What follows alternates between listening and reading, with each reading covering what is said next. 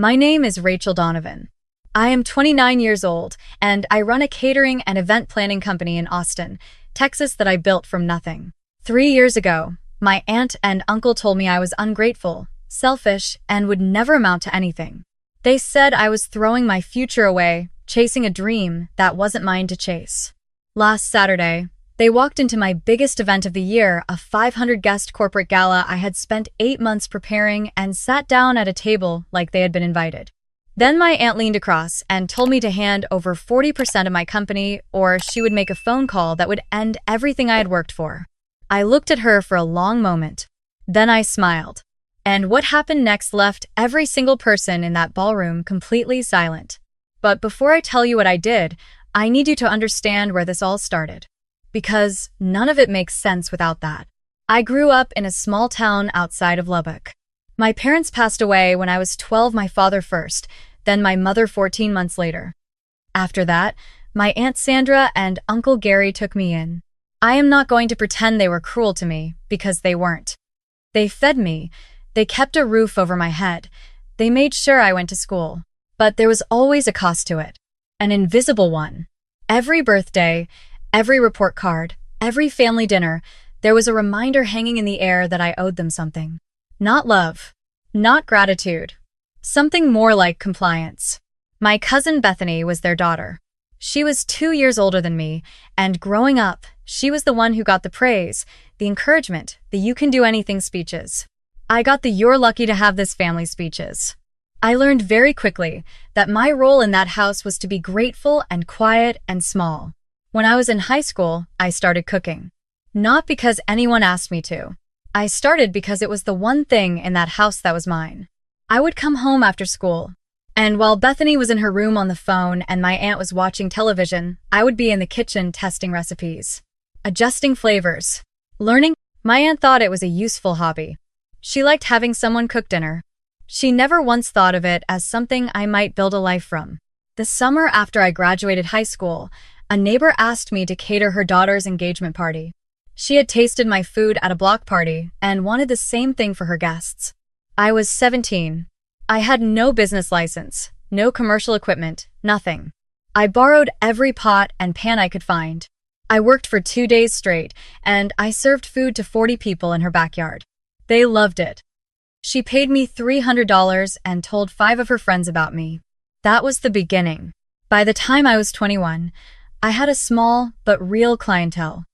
Birthday parties, baby showers, small corporate lunches. I was still working out of my aunt and uncle's kitchen, saving every dollar I made, building something piece by piece. I told my aunt what I was doing. I thought she would be proud. Instead, she sat me down at the kitchen table one evening and told me I was being irresponsible. She said I was wasting my time on something that would never support me. She told me I needed to get a real job, stop using her kitchen for my little hobby, and be realistic about my future. Uncle Gary nodded along from across the table. Bethany didn't say anything. She just looked at me with an expression I couldn't quite read at the time.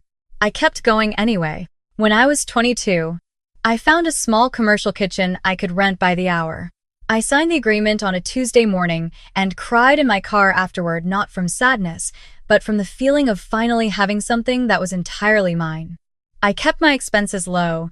I worked catering jobs 6 days a week, and I started building a real portfolio. Weddings, corporate events, nonprofit fundraisers.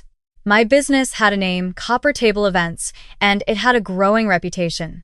The more successful I became, the quieter my aunt got about it. She stopped asking how things were going. She stopped mentioning my work at family dinners. If someone asked about me, she would say something vague and redirect the conversation back to Bethany, who had taken a marketing job at a mid-sized company in Dallas. I noticed all of it, but I told myself it didn't matter. I was building something. I didn't need her approval to keep going. Then, 2 years after I moved out of their house and into a small apartment on the east side of Austin, something changed. My cousin Bethany called me one evening and said she wanted to meet for coffee. I was surprised. We had never been close, not hostile, but not close. Still, I said yes. We met at a cafe near my apartment on a Thursday morning. She was dressed sharply, professional, and she smiled at me across the table like we were old friends catching up. She asked about my business. She seemed genuinely interested, asking follow-up questions about my clients, my revenue model, my plans for growth. I was flattered. I told her more than I probably should have. At the end of the coffee, she said something that I should have paid more attention to. She said, "You know, Rachel, you've got something real here. Have you ever thought about bringing someone in with business development experience? Someone who could handle the client-facing side while you focus on operations?" I told her I was managing fine on my own. She smiled and said, "Just something to think about." We hugged goodbye, and I went back to work. 3 weeks later, my Aunt Sandra called me. This was the first time she had called me in almost 8 months. She sounded warm, interested. She said she had heard wonderful things about my company and that she wanted to reconnect. We talked for an hour. She asked about my clients, my upcoming events, my team size. I told her everything. I thought we were finally turning a corner. I thought maybe she was proud of me now, that there was something concrete to be proud of. I was wrong. The following week, my aunt and uncle came to Austin. They took me to dinner at a nice restaurant on 6th Street. My aunt ordered wine. My uncle told stories about the old days. Everything felt warm and easy, and like maybe I had been too hard on them all these years. Then, over dessert, my aunt reached into her purse and placed a folder on the table in front of me. I looked at it. "What is this?" "A proposal," she said simply. I opened it. The first page had the name of a new company at the top, Donovan and Associates Event Group. Below it was an ownership structure. My name held 55%. Bethany held 30%. My aunt held 15% as a silent investor. I looked up. "You want to restructure my company?" My uncle leaned forward. "It's not restructuring, Rachel. It's expanding. Bethany has corporate connections you don't have. She can bring in clients you would never reach on your own." "I'm already reaching corporate clients," I said carefully. My aunt waved her hand. "Small ones. Bethany knows people at the regional level. This partnership would take Copper Table to a completely different tier." I sat with the folder in my hands for a moment. Something felt wrong. Not just the proposal itself, but the entire architecture of the evening. The nice restaurant, the wine, the warmth that had appeared out of nowhere after years of distance. All of it had been set up. "I need to think about it," I said. My aunt smiled. "Of course. Take a few days." I took 2 weeks. During those 2 weeks, I had a quiet conversation with my lawyer, a woman named Claire, who had helped me set up my LLC 3 years earlier. I showed her the proposal. She read it carefully and then put it down on her desk and looked at me. "Rachel," she said, "this gives Bethany approval rights over any contract over $15,000. That includes your operational decisions. Effectively, she becomes a co-owner with veto power." I stared at her. "And the 15% to your aunt," Claire continued, "converts to 25% after 2 years under this clause here." She pointed to a line in the 3rd section that I had almost missed. I called my aunt and told her I couldn't move forward with the proposal. The warmth disappeared immediately. Her voice went flat. She said I was making a mistake. She said I was being selfish. I reminded her that I had built this company by myself. She said, "You built it in my kitchen, Rachel. Don't forget that." I told her that was 2 years of my life in her kitchen while I worked and saved, and that I had paid her back that help 100 times over in meals and labor and gratitude. She hung up. That was 3 years ago. After that call, I didn't hear from her, from my uncle, or from Bethany. Not on my birthday. Not at Christmas. Not when I won a regional small business award the following spring. Nothing. They vanished from my life like I had never existed, and honestly, after the initial sting of it passed, I found that I could breathe more easily without them. My company grew. Copper Table Events became one of the most requested catering and event planning services in Central Texas. I hired a full team of 9 people. I moved into a real commercial kitchen space with a dedicated prep area and cold storage. I signed a contract with the Austin Convention Center as a preferred vendor. I signed a partnership with a hotel group for 3 of their properties. I was not a startup anymore. I was a real business. And then last Saturday came. The event was a 500-guest corporate gala for a technology company based in Houston. It was the single largest event I had ever managed, the kind of job that takes 8 months of planning, a full logistics team, and more hours than I could count. The venue was a ballroom at a downtown hotel.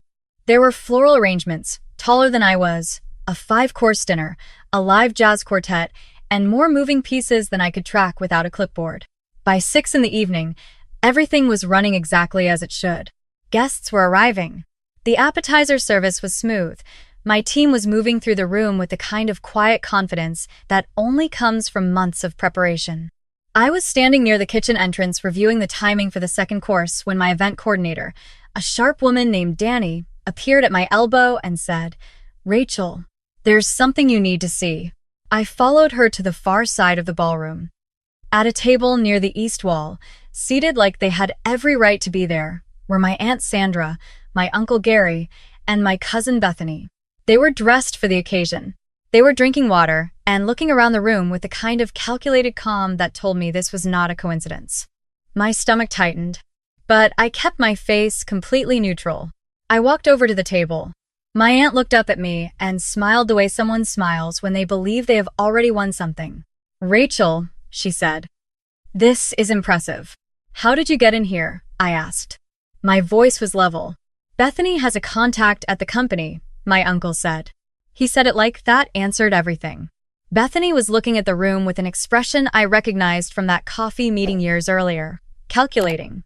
Measuring. "You need to leave," I said quietly. My aunt tilted her head. "We're not here to cause a scene. We're here to talk. This isn't the time or place." "It's exactly the time and place," she said. She opened her clutch and placed a folded piece of paper on the table and pushed it toward me. "Read that when you have a moment."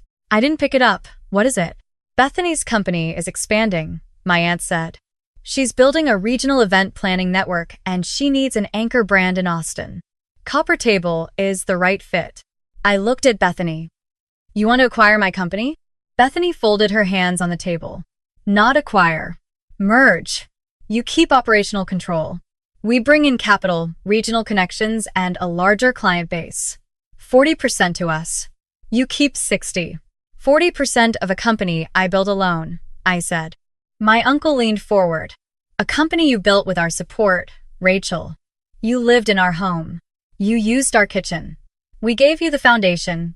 I felt something move through me that was cold and very quiet. Not anger. Something more like clarity. "I need to get back to my event," I said. My aunt reached out and touched the piece of paper on the table. "Think carefully," she said. Her voice dropped slightly. "I had a conversation this week with Margaretson." I stilled. Margaret Ellison was the VP of operations for the technology company hosting this gala. She was the person who had signed my contract. Losing her company's business would not just hurt me financially. It would damage my reputation with every corporate client in the region. Margaret and I go back a long way. My aunt continued. "I worked with her husband years ago. If I call her tonight and tell her certain things about the way Copper Table operates, the complaints I've heard, the concerns about reliability, it would be very difficult for you to walk that back." She paused. 40%, Rachel. It's a reasonable ask." The jazz quartet shifted into a new song across the ballroom. Servers moved through the crowd with trays of appetizers. 500 people were eating and laughing and completely unaware that this conversation was happening 20 feet away from them. I looked at my aunt for a long moment. Then I did something she clearly did not expect. I smiled. "All right," I said. "Let's talk about it properly. I'm hosting an event right now, but we have a vendor meeting room down the hall that's empty. Give me 20 minutes to check on my team, and I'll meet you there. We can go through it together." My aunt blinked. "You're agreeing?" I said, "Let's talk about it." 20 minutes. I walked back toward the kitchen. The moment I was out of their sightline, I took out my phone. Here is what my aunt did not know. She did not know that 3 weeks earlier, Bethany had made a phone call to one of my former employees, a young woman named Tess, who had worked for me for a year before moving to Houston for personal reasons. Bethany had called Tess and asked her pointed questions about my business operations, my client relationships, and my internal finances. Tess had told me about the call the same day it happened. She sent me a screenshot of the number. She also told me that Bethany had said she was doing research for a potential investment. I had filed that away and kept working. And she did not know that 2 weeks ago, I had mentioned this situation to a friend of mine named David Park, who runs a business consulting firm in Austin and who I trusted completely. David had immediately connected me with a corporate attorney and a communications specialist who had helped me prepare quietly and carefully for exactly this kind of conversation. I also happened to know Margaret Ellison personally. We had worked together for 2 years. I had catered her company's events and her own daughter's wedding. Margaret was not the kind of person who could be manipulated by an old acquaintance with a vague phone call. But I wasn't going to leave that to chance. In those 20 minutes, I did 3 things. I texted David, who was already in the building. I had invited him as a guest for reasons exactly like this. I spoke briefly to Claire, my attorney, who was also at the event, because I had learned over 3 years of running a business that preparation is not paranoia. And I walked to Margaret Ellison's table, leaned down, and had a quiet 60-second conversation with her. Margaret looked at me steadily when I finished speaking. She said, "Rachel, I signed a contract with you because of your track record and your professionalism. That does not change based on a phone call from someone I haven't spoken to in 12 years. She patted my hand once. "Go run your event." I went to the vendor meeting room. My aunt, uncle, and cousin were already seated when I arrived. The room was small and lit with overhead fluorescents, a very different atmosphere from the warmth of the ballroom outside. David stepped in behind me and closed the door. My aunt frowned. "Who is this?" "My business advisor," I said. I sat down across from them. "I want to make sure we handle this properly. If we're discussing a significant ownership change, I want someone here who understands the numbers." My uncle looked at David, then back at me. "That's fine," he said, though his confidence had shifted slightly. Bethany pushed the folded paper across the table toward me again. I picked it up this time. I read through it slowly. David read it over my shoulder. When I finished, I placed it back on the table face down. "Before we discuss this," I said, "I want to walk through something." My aunt crossed her arms. "Rachel, it will only take a few minutes," I said. I opened my phone and connected it to the small screen on the wall of the vendor room. A document appeared. 3 weeks ago, Bethany called a former employee of mine and asked for detailed information about my business operations. She identified herself as a potential investor. I looked at Bethany. That call was documented. Bethany's expression didn't change, but something shifted behind her eyes. I also pulled some background on the regional event planning network Bethany is supposedly building, I continued. I moved to the next slide. I had a hard time finding it. There's no registered LLC, no business filing, no vendor licenses in any of the 4 regions you mentioned in this proposal. What I did find is that Bethany's current employer placed her on a performance improvement plan 6 weeks ago. I looked at her calmly. I'm not saying that to be cruel. I'm saying it because this proposal isn't about building something together. It's about using my company as a life raft. The room was very quiet. My uncle started to speak. I held up one finger. "I also want to address the kitchen," I said. I looked at my aunt. "You mentioned that I used your kitchen and that you gave me a foundation. I lived in your home from age 12 to age 22. For the last 4 of those years, I cooked dinner for your family 5 nights a week. I cleaned. I helped with every family gathering and every holiday meal. I used your kitchen for my catering work for less than 18 months, and I brought in clients who paid real money for food I made in that kitchen. If we're keeping accounts, Aunt Sandra, I don't think I'm the one who owes." My aunt's face had gone from composed to something harder and less controlled. "You ungrateful." "And the phone call to Margaret," I said. I kept my voice completely even. "I spoke with Margaret 20 minutes ago. She's aware of your relationship with her husband's former company, and she's aware that this conversation was happening tonight. She's also aware that any attempt to damage my professional reputation constitutes tortious interference under Texas business law." I paused. "Claire, my attorney, is currently in the ballroom. She can come in here if you'd like to discuss that further." The silence that followed was the kind that has weight to it. My uncle looked at the table. Bethany had not moved. My aunt was staring at me with an expression I had never seen on her face before. Not anger anymore. Something closer to the feeling of a person who has just realized the ground they were standing on was much thinner than they thought. I leaned forward slightly. "I am not going to sign over any part of my company," I said. "Not 40%. Not 4%. Not a single share of something I built by myself, in your kitchen and in rented commercial spaces and in my car at 2 in the morning answering emails while you were all asleep. This company is mine. I built it, and I am done pretending that I owe you something for surviving a childhood in your house." I stood up.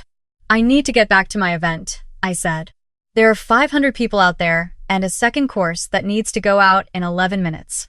You're welcome to enjoy what's left of the evening as guests, or you can leave. Those are the options." I picked up my phone. I walked to the door. I opened it and held it for a moment, and then I turned back one last time. "Bethany," I said. She looked up. "I actually liked you when we were kids," I said quietly. "I think somewhere in there you liked me too. Whatever happened to that, I'm sorry it went this way." I didn't wait for an answer. I walked back into the hallway, and behind me, I heard my aunt say something sharp and low to my uncle. But I was already moving toward the light and noise of the ballroom, toward the jazz quartet and the clink of glasses and the 5 to 100 guests who were there because of something I had built. Danny fell into step beside me. "How did it go?" "Fine," I said. "Can you make sure table 14 near the east wall gets their dinner service moved along? I think they might be leaving early." Danny glanced at me, sideways with a small smile. "Already on it." The second course went out flawlessly. The main course went out flawlessly. The dessert station was one of the most beautiful things I had ever put together, individual tarts with edible gold and fresh figs that 3 separate guests photographed and posted before the evening was over. Margaret Ellison found me near the end of the night and shook my hand and said, "Same time next year, Rachel. And bring those tarts." My aunt and uncle and cousin were gone before the main course. I know because Danny quietly confirmed it. They left without a scene, without another word, without the confrontation they had come there to have. I don't know exactly what they said to each other on the drive back. I don't need to know. That night, after my team had broken down the setup and the last van had pulled out of the loading dock, I sat in my car in the hotel parking garage for about 10 minutes. It was quiet in the way that only happens after hours of organized chaos. My hands were tired. My feet were sore. And I felt something I hadn't expected to feel, not triumph, not even relief, but something simpler than both of those things. I felt like myself. Completely, clearly, without apology, myself. I thought about the kitchen in my aunt's house, the old gas stove with the burner that ran too hot on the left side. The wooden cutting board I had saved up to buy with babysitting money because the one they had was too thin and warped in the middle. The window above the sink that looked out at the back fence. I had cooked thousands of meals at that stove. I had learned everything I knew about feeding people in that small yellow kitchen. And I would always carry that with me, because those hours were real and they mattered. But they did not belong to her. The hours were mine. The learning was mine. What I did with them was mine. I started my car and drove home through the quiet Austin streets, past the food trucks and the lit-up storefronts and the people still moving through the warm evening air. I had a new proposal coming in the following week from a hospitality group that wanted to discuss a long-term vendor relationship across 4 properties. I had a team meeting Monday morning to start planning a charity gala in October. I had a business that was healthy and growing and entirely my own. I have not heard from my aunt or uncle since that night. I don't expect to. Bethany sent me a text message the following morning. It said 3 words. "You were right. Nothing else." I read it twice, and then I set my phone down and went to make coffee. I don't tell this story to make anyone feel sorry for me. I tell it because I spent a long time believing that surviving a difficult childhood in someone else's house meant that I owed them a debt I could never fully pay. I carried that weight through my 20s while I was building something from scratch, and every time I almost talked myself out of it, that weight got a little heavier. It took a long time to understand that the debt was never real. It was a story I'd been told so many times, and by so many indirect means that I had started to tell it to myself. What I built, I built. The early mornings and the late nights and the rented kitchen hours and the first terrible events where something went wrong and I fixed it alone, all of that is mine. And no one gets to walk into it and rewrite the beginning of the story. If you are building something right now, whatever it is, and there are people in your life who show up only when there is something to take, please hear this. You are allowed to keep what you built. You are allowed to say no. You are allowed to smile when you say it because you have already done the work, and the work is what lasts. Like and subscribe to Heartway Stories if you want to hear more. And tell me in the comments, have you ever had someone try to take credit for something you built by yourself? I would love to hear from you.